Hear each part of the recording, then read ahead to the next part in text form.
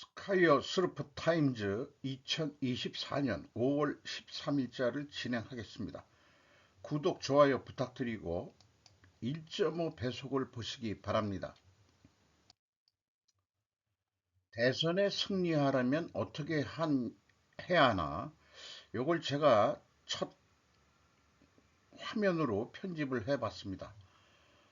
최근에 그 국회의원 총선 참패의 근본원인 무엇일까라는 얘기들이 많은 뉴스들이 있고 또 의견들을 청취한 결과 세 가지로 압축을 해볼 수 있을 것 같습니다.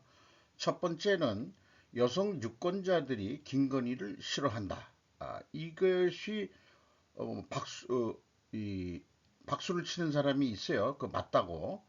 또 어떤 사람은 야당처럼 돈을 풀지 않았기 때문이다 라고 얘기하는 사람도 있습니다.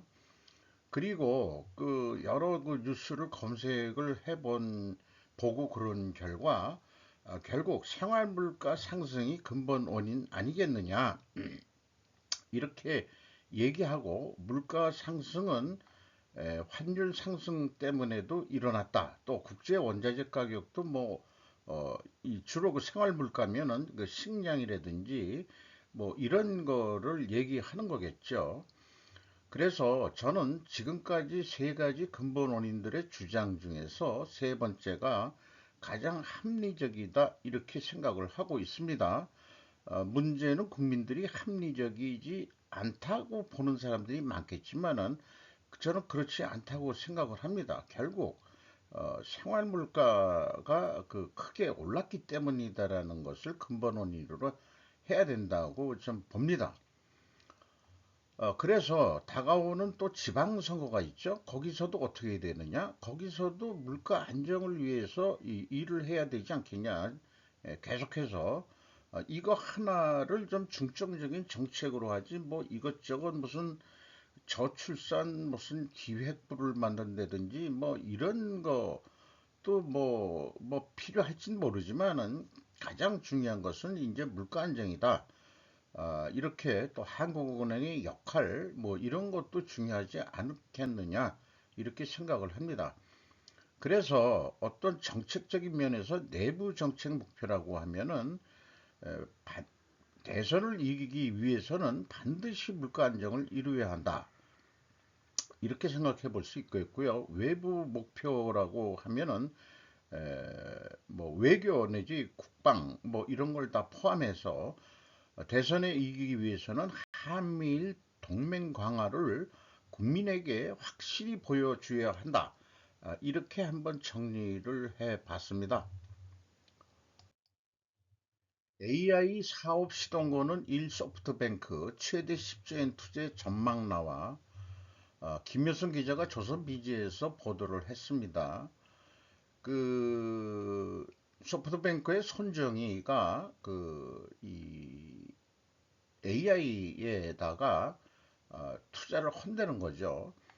그래서 그 핵심 구상 중 하나는 AI 전용 반도체 개발이다. 이거를 하게 되는데 그 영국 이 영국에 있는 그 반도체 설계업체 ARM이라는 게 있어요. 여기에 소프트뱅크가 90%가량 지분을 보유하고 있기 때문에 그거를 설계를 해서 이 제공한다 이게요. 그래서 그 ARM은 이미 반도체 개발에 필요한 회로 설계들을 엔디비아에 제공 현재도 하고 있다.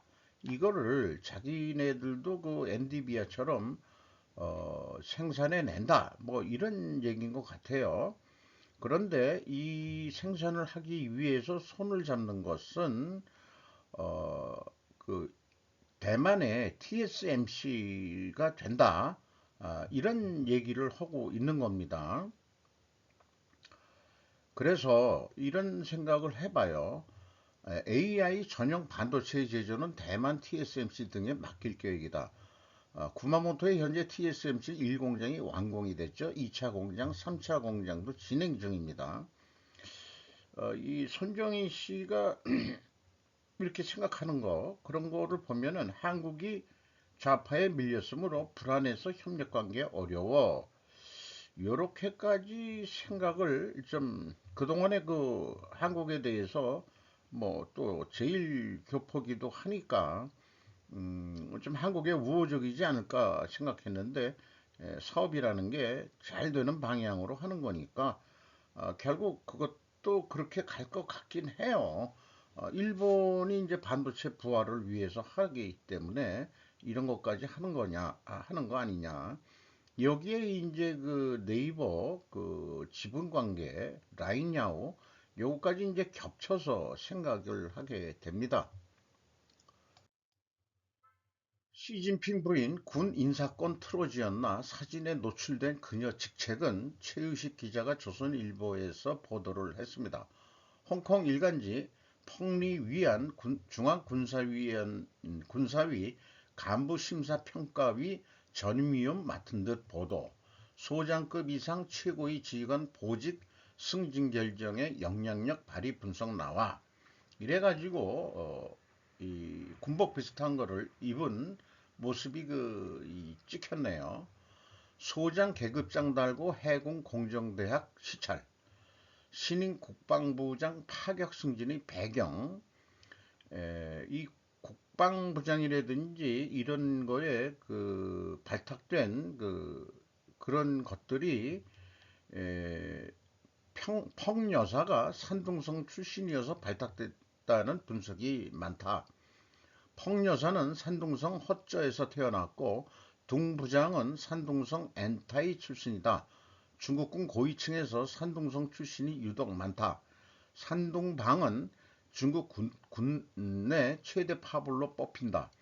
시 주석 집권 초기에 2014년에 나온 통계를 보니 중국군 역대 상장 우리의 대장의 23.6%가 산둥성 출신이었다고 한다. 이렇게 얘기를 해요.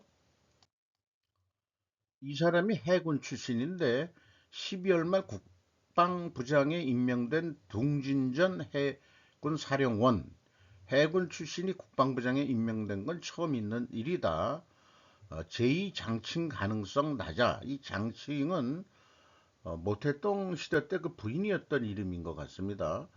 요거는 3월 24일 세계 결핵의 날을 맞아 후난성 창사의 한 시절을 찾은 펑리 위안 여사, 펑 여사의 오른쪽은 현장을 수행한 왕허성 국가위생건강위 부주임 차관이다. 뭐 이렇게 설명을 하고 있네요. 산둥반도가 참 역사적으로도 고대 역사적으로도 매우 좀 귀중한 데죠. 현재 중국의 해군 기지 뭐 이런 것들이 그 산둥반도 그 위쪽 어디에 안전하게 돼 있고 또 제가 그 역사를 생각해 보면 산둥반도를 200년 동안 고구려 출신 이정기 기억이 이름이 나네요. 이정기 장군이 한 200년 동안 산둥반도를 실질적인 지배를 했었다. 그렇게 돼 있고 중국 그 내륙 본토하고 그 구별을 위해서 그 산둥반도의 이 운하를 파가지고 격리시키는 그런 작업도 했었다. 뭐 상당히 그 산둥반도에 있는 그 중국인들은 우리나라하고 그 어떤 인연성을 굉장히 주장하고 있고요. 일본이 또 산둥반도를 청일전쟁 때 뺏었는데 요동반도하고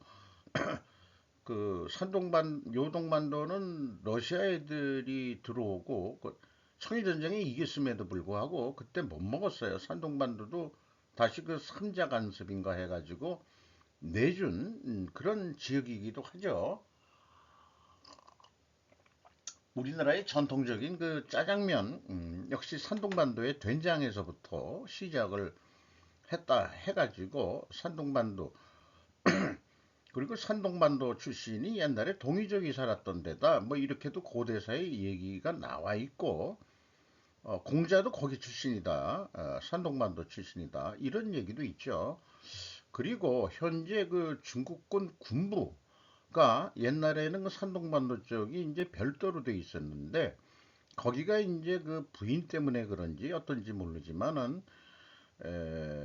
그 베이징을 그 방위하는 그 핵심 군부로 그 변화가 된 거로 그렇게 알고 있습니다.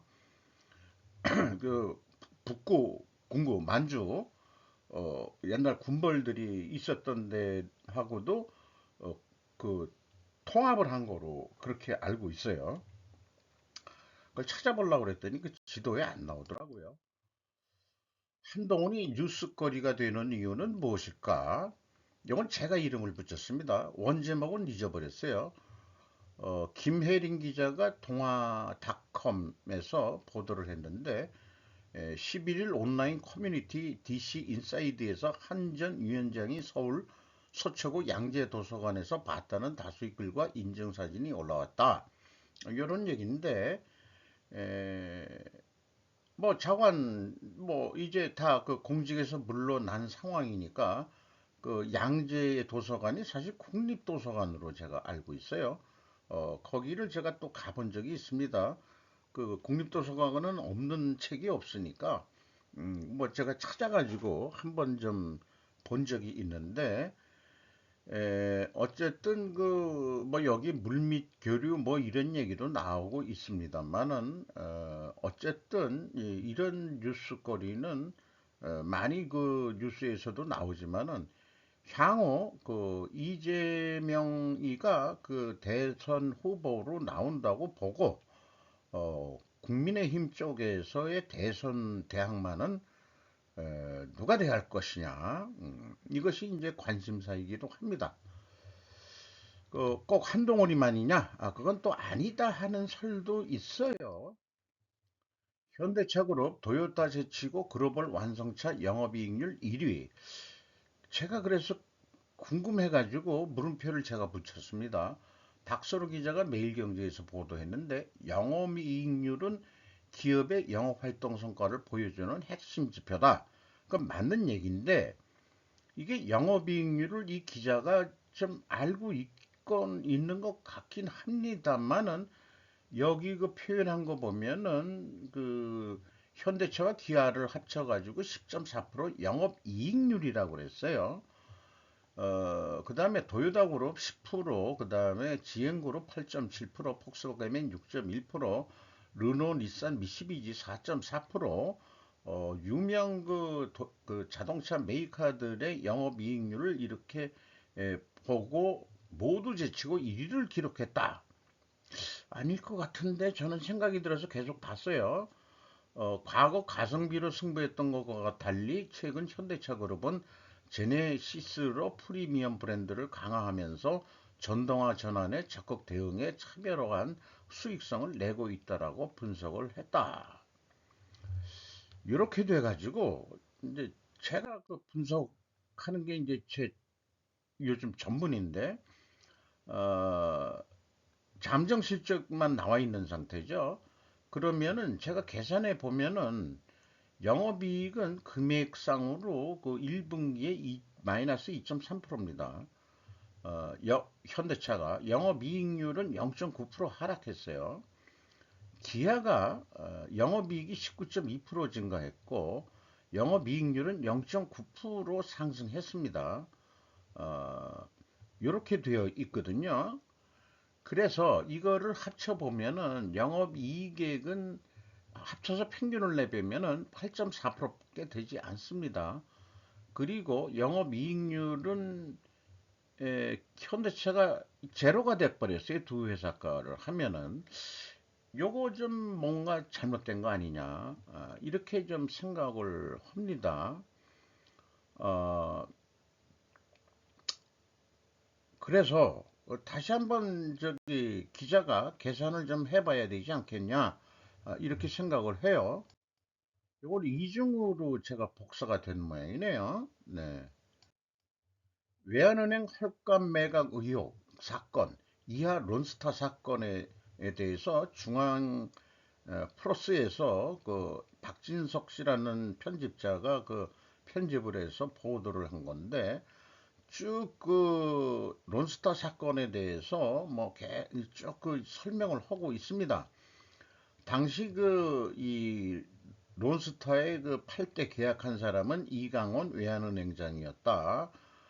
서울 롯데호텔에서 그 본계약을 했는데 원래 그 사모펀드가 그 법적으로는 가질 수 없는, 가져서는 안 될 물건이었다.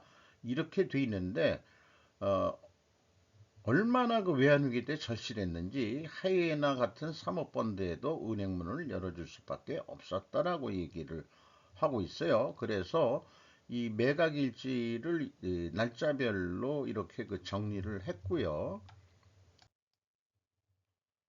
어, 이거를 수사해야 된다 하는 게 있는데 근거 없는 마녀사냥이란도 지적이 있었지만 여론에 밀려가지고 중과부적이었다. 그래서 중수부가 몸을 일으킬 수밖에 없었다. 그래가지고 전국의 칼잡이들이 속속 대검에 직결했는데 이때 직결한 인물들이 현재의 중요 정치에 그 참여하고 정치 및 경제에 참여하고 있다는 게 나타납니다. 중수 이과장 오광수 전 지구대검장은 심재륜 전 중수 부장이 한보 사건 및 김현철 씨 비리 의혹 사건 때 전국 검찰청에 직접 차출한 5명의 드림팀 중 한 명이었다는 것도 소개를 하고 있고요. 세 가지 선불 기준이 있었는데 역시 수사 역량. 두 번째는 외국 법인을 수사해야 되니까 수사력의 영어 실력을 겸비한 인재였을 것이다. 세 번째 기준은 숫자도 볼 줄 아는 검사가 필요했다. 이때 이제 론스타 숫자는 회계와의 전쟁이기도 했다. 이렇게 얘기하면서 여기에 그 이름도 없었던 이복현 현재 금융위원장인가요? 첫 중앙무대 등장을 하게 된다. 이 사람이 서울대 경제학과 출신에다가 공인회계사 자격 보유자였고 또 미국 캘리포니아주 변호사 시험에 합격할 정도의 영어 실력을 가지고 있고 게다가 짧은 이력에도 불구하고 세관 직원들을 구속하면서 수사 역량 측면에서도 이목을 끌었다. 이렇게 얘기를 하고 있어요. 법률가는 주로 로직, 논리를 다루고 회계사는 숫자를 다루는데 이복현은 법률가이자 회계사였으니 로직과 숫자를 모두 꼼꼼하게 챙겨야 했다. 이렇게 설명을 하고 있는데 어, 요 편집자의 생각은 회계는 저는 요즘에 그 제가 그 분석해서 소개할 때는 회계가 로직을 그 우리가 훈련하는데 가장 좋은 교재 학습 교재다. 과학적으로 그 논리를 그 좀 풀어 나갈 수 있는 게 회계다. 그러니까 회계가 그 좀 너무 어려워서는 안 되고 좀 쉽게 해가지고 국민들이 좀 논리력이 좀 향상돼야 되지 않겠냐. 그게 제 희망이기도 하고요. 그래서 한동훈 독주 이복현도 눈여겨봐야 옛날 사건을 그 중앙일보 쪽에서는 무슨 뭐 그 쫙 그 정리해서 이 보도하는 그런 뉴스 테마들을 많이 다루고 있는데 그래서 이복현도 눈여겨봐야라는 거로 이끌어내네요. 대대적인 론스타 압수수색으로 본격 수사 개시. 그때 윤석열과 한동훈도 중수 일과에서 현대차 수사를 어느 정도 그때 뭐 현대차가 무슨 또 수사를 받은 게 있는 모양이네. 요즘 잘 나가지만은 넘어와 이복현과 대면하게 된다. 결국 그 론스타 사건은 중수 일과에서 그거 현대차 사건이 좀 마무리되면서 이제 합류해가지고 같이 론스타 사건을 그 중수부에서 그 한다 이거죠.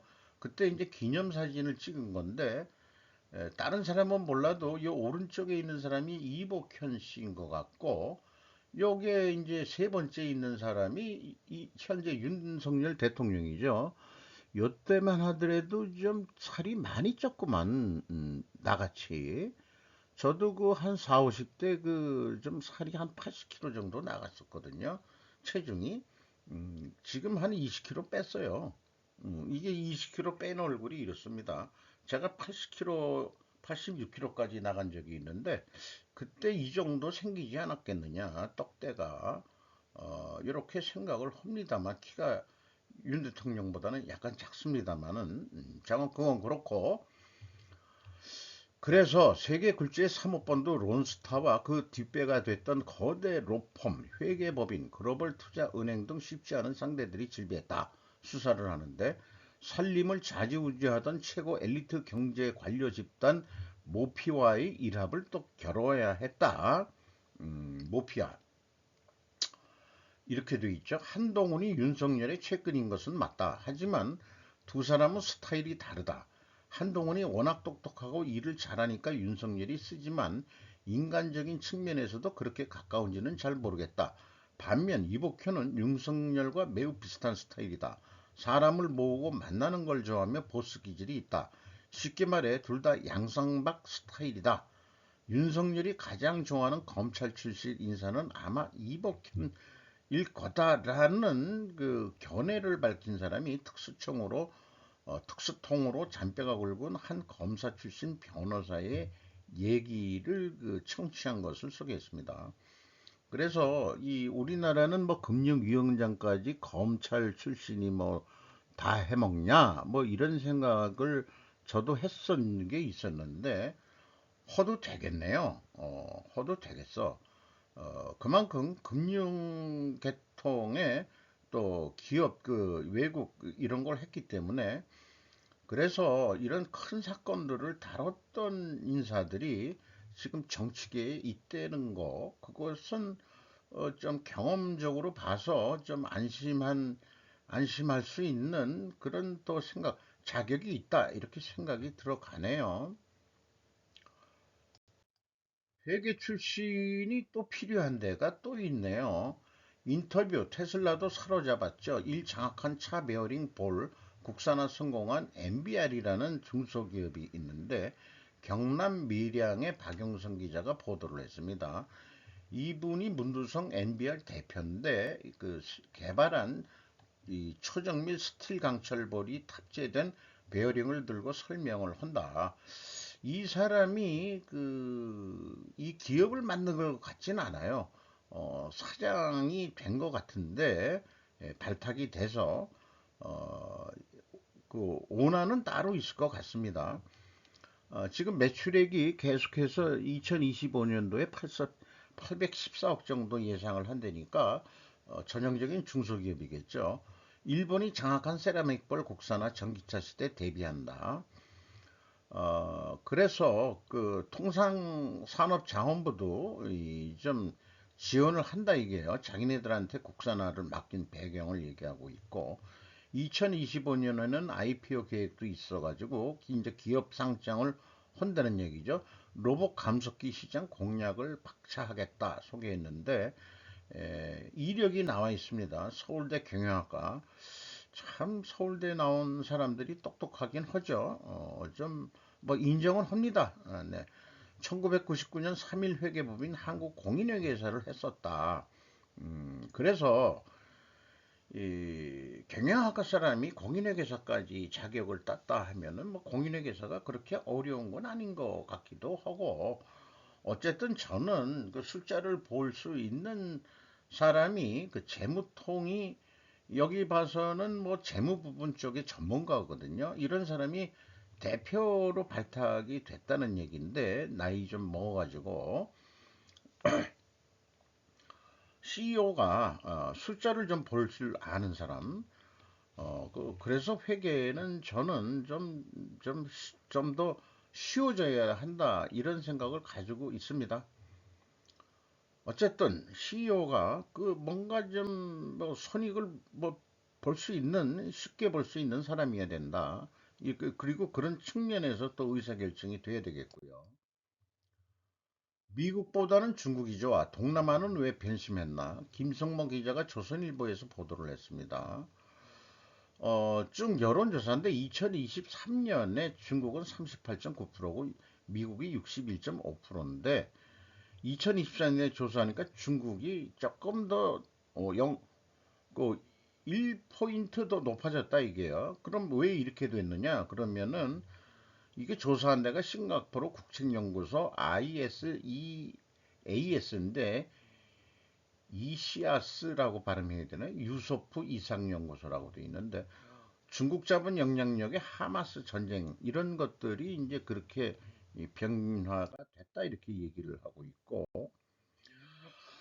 만약에 미중 경쟁 여파로 제3세력을 선택해야 한다면 가장 선호 신뢰하는 전략적 파트너는 유럽연합 쪽이 제일 많이 나왔고 그 다음에 이제 일본이 나왔어요. 한국은 뭐 조금뿐이 안 되네요. 가장 그 수치가 작습니다. 1. 아세안이 가장 신뢰하고 있다. 아시아, 동아시아 쪽에서는. 한국 일하고 싶은 나라 꼴찌 수준이다. 이게 이렇게 또 나와 있는데 우리나라가 뭐 외국인들이 우리나라 좋다고 난리고 뭐 그 국뽕 뭐 이런 게 있지만은 이 조사 연구를 보면은 그게 아니다. 그래서 뭐 이 국내 인력난의 외국인 근로제 고용 허가제 확대하는 추세인데 이를 확대하더라도 동남아 인력 모집엔 일부 한계가 있을 수 있다는 뜻이다라고 말했다고 합니다. 유명 유튜버가 한 건데 그 슈카월드라고 좀 뭐 저도 그 모아서 그 좀 소개를 하고 싶은 정도의 그 주제를 잘 얘기한 것 같아요. 난민으로 몸살 앓는 아일랜드의 딜레마. 영국으로 온 사람들이 이 북아일랜드가 영국 땅인데 이 아일랜드 북아일랜드가 그래서 이제 그 영국과 그 이 아일랜드 북아일랜드 여기가 항상 그 정치적인 문제였다. 현재 평화협정을 맺어가지고 국경의 그 철책을 없앴다고 그래요. 그래서 영국으로 들어온 난민들이 그냥 넘어갔다. 우간다가 글로 강제적으로 보낸다니까 이런 사건이 일어나가지고 지금 아일랜드하고 영국하고 이 치고받고 싸우고 있다는 얘기입니다. 논리적으로. 그래서 이 딜레마 해결을 위해 아일랜드는 대립 해소들을 그려낼 수 있을까? 목표는 이게 목표를 뭘로 잡을 거냐 목적을 그게 중요한 건데 난민을 효과적으로 내보낸다. 지금 이 D와 D 프레임은 대립 관계인데 이 아일랜드와 영국과의 대립 관계를 요걸 제가 잘 그려내기가 어려워요. 그 뉴스 내용만 보고서는 이렇게 그 딜레마는 갈등 대립도로 그려낼 수 있을 때 해결 방안이 나오게 됩니다. 이 BC는 필요 조건이거든요. 이 BC를 충족하게 되면은 해결책이 나올 수 있다.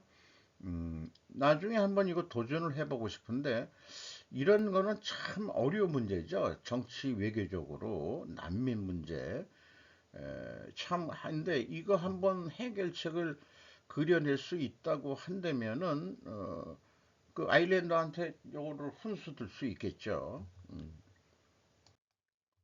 대한민국 LCD 사실상 철수했다. 지금 LG 디스플레이 계속 적자 상태로 가기 때문에 저거 언젠간 문 닫지 않겠냐 이렇게 생각하는데 거기 그 고용된 인원들이 상당히 많습니다.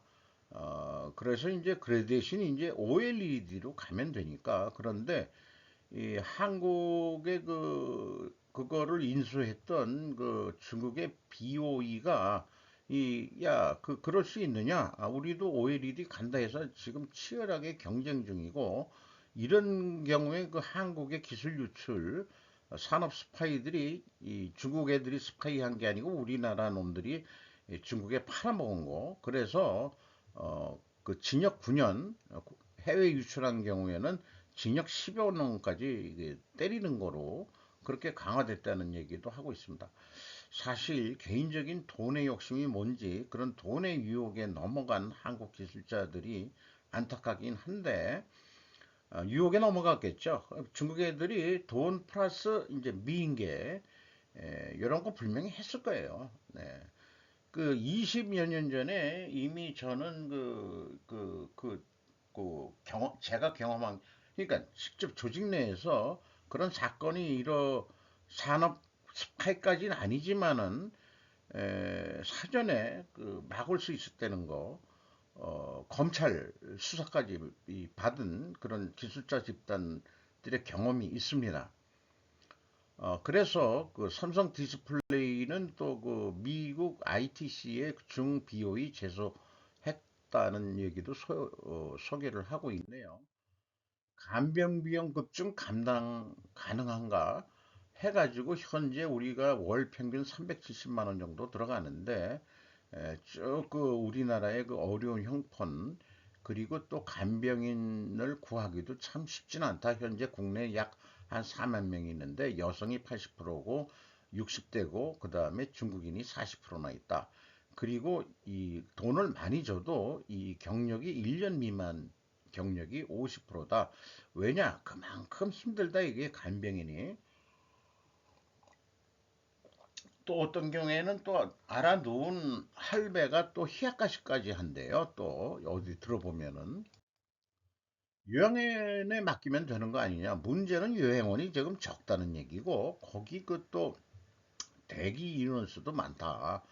그러니 참 고민이다 이게. 고령화는 계속돼 가고 있고 집에서 좀 모시기는 어렵고 요양원에 들어간 사람들한테 물어봤더니 입소 결정은 누가 했나요? 내가 그냥 결정했어. 그게 6%고 가족이 그냥 보냈다. 자의적으로 요양원에 가고 싶은 부모님은 없는 모양이에요. 자기가 힘들어도 애들하고 같이 있고 싶었던 모양이죠. 일본의 경우는 그 여러 가지 있지만은 외국인 학생이 그 간호교육을 받으면은 최대 170만 엔 지급을 한다. 또 자격증을 따면은 아예 뭐 영주권 비슷하게 줘가지고 장기로 그 일본에 있을 수 있게 한다. 이런 얘기고요. 한국은행에서 그냥 물가 안정 뭐 이런 것도 하지만 좀 더 선제적으로 적극적으로 좀 이렇게 그 의견들을 개진하고 한국은행의 존재 가치를 위해서 많이 의견들을 내고 있어요. 그래서 그 차등 최저임금제 얘기를 나왔어요. 그랬더니 인권단체 애들이 노동계 반발이 크다 이렇게 얘기했는데 아니 싼 마이에 그 외국인 쓰는 거지 그러니까 우리나라 그 문재인 정부 때 최저임금제가 그 최저임금 단가를 올려놓고 국내인 내국인이든 외국인이든 최저임금제는 인간적으로 다 줘야 된다. 어찌 보면은 맞는 것 같지만은 인권 저하고 자빠졌네. 그 자기네들이 돈 벌려고 왔으면은 우리 그 국내인보다는 싼 마이에 그 쓰는 게 있는 거지. 저는 개인적으로 그렇게 생각합니다. 싼이면은 그러면은 간병인으로 일 안 하게고 뭐 여기에 뭐 노동 착취 이거 나오고 나발이고 이따위들 얘기하는데 에, 아니 우리 고령자를 입장에서 어떻게 그 고령자를 잘 모실 수 있느냐 이런 거를 하는 거죠. 그러니까 한국은행이 사적 계약으로 하자는 제안을 했다. 그 노동법이고 나발이고 사적 계약으로 풀어가자. 싸게 이렇게 하는데 홍콩은 뭐 요즘에 그 가사 도우미 그 간병은 아니에요. 전번에도 뉴스에 나왔는데 일요일 날그 가사 도우미들이 홍콩 중앙역 애들 다 모여서 정보 교류하고 왜 가족들이 그날 그 휴일 날 있으니까 하루는 그 나와서 시간 때우고 밤에 들어간다 이게요. 가족들과 시간을 내기 위해서 그런 뉴스도 있었죠. 그러니까 정부에서도 대책을 내놓은 게 있답니다. 급성 기병원 해가지고 간호견방 통합 서비스 확대 강화하겠다. 간병 서비스를 24시간 제공하는 간호 간병 통합 서비스 확대. 간호조무사 배치 최대 3.3배 확대하고 중요한 일수가 없어서 다행이라고 얘기했습니다. 의사 애새끼들이라고 해서 미안합니다만은 이번 사태가 그 총선 전에 나가지고 의사 문제도 총선 패배의 큰 원인으로도 하나 들어갈 수도 있겠죠. 그걸 왜 했나 모른다 하지만은 외국인이 이제 의사가 되는데 저는 쿠바 의사들 데려다 써라 그렇게 얘기를 하고 있죠. 국교까지 맺었는데 그래서 증언 이슈가 없다. 이건 또 필요하니까 의사가 아니니까 간호조무사는 요양병원 지원 및 간병인 관리를 강화하겠다. 간병 지원 단계적 제도 하겠다. 질 높은 간병 서비스 시장 창출해서 복지기술 활용하겠다. 만성질환자 요양병원의 간병비의 건강보험이나 장기 요양보험업을 적용한다. 그 건강보험이 적용이 돼야 되겠죠. 그럼 뭐 우리 그러면은 건강보험료가 또 올라가야 될지, 그 또 보험에 뭐 그런 게 뭐 좀 작은 보험료가 올라갈 것도 있겠네요. 그런데 그 제가 전에 한번 이런 생각을 해봤어요. 지방 대학교가 소멸한다는데 그 대학 재단이 비영리로 요양병원으로 전환하면 어떻겠느냐. 그렇게 좀 생각을 해봤고요. 이 시설들이 아까우니까. 일본 얘기를 약간 간접적으로 들은 게 있는데 또 느낌이 있어서 하는 건데 일본 건설 경기 둔화로 건설업자들이 많은 요양병원을 짓고 정부의 보험 예산을 받는 안정된 수입 확보를 추구했다. 그걸 누가 짓느냐? 건설업자들이 했는데 이 건설업자들이라는 게 또 야쿠자하고도 관련이 있어요. 심지어 야쿠자도 업종 전환으로 요양업 진출을 했다 하는 그 지득된 정보를 들은 적이 있습니다. 그러니까 이제 불법으로 뭐 사람들 해가지고 뭐 그 자리 보호세 뭐 텃세 뭐 이런 거 그거 이제 그래가지고 다 망했으니까 지들도 살아야 되니까 어떻게 해서든지 요양업 진출을 해서 정부 돈 뜯어먹는 거로 이제 걔네들이 이제 진짜 그 노인들을 위해서 일할지 어떨지 모르지만은 실제 뭐 진짜 업종 전환해서 야구자들이 영화까지 나온 게 있어요. 영화까지 그렇게 생각을 합니다. 자, 오늘 그 빨리 좀 진행을 해본 결과 좀 일찍 마치도록 하겠습니다. 감사합니다. 나머지 자료 참고해 주시고요.